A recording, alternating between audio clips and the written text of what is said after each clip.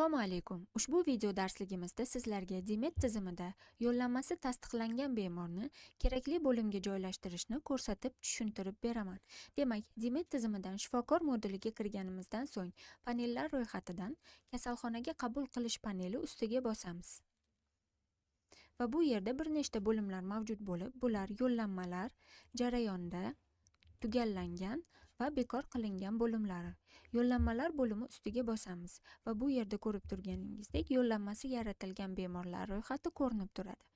Kerakli bemorni topib, ko'rish tugmasi ustiga bosamiz. Bemorni joylashtirish oynasi ochiladi. Bu yerda yo'llanma raqami, tasdiqlangan holati va bemor haqidagi ma'lumotlar ko'rinib turadi. Barcha ma'lumotlarni tekshirganimizdan so'ng bemorni joylashtirishni boshlaymiz. Bemorni joylashtirish bo'limiga o'tamiz. Qizil yulduzcha bilan belgilangan maydonlarni to'ldirish shart.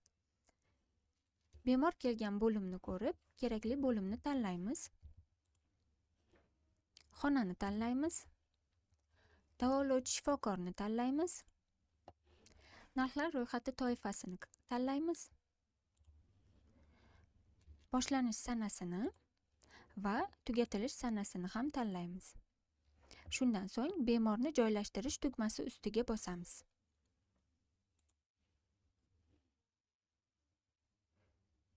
Bemor kerakli bo'limga joylashtirildi. Bemorni kerakli bo'limga joylashtirish tartibi shulardan iborat edi. E'tiboringiz uchun rahmat.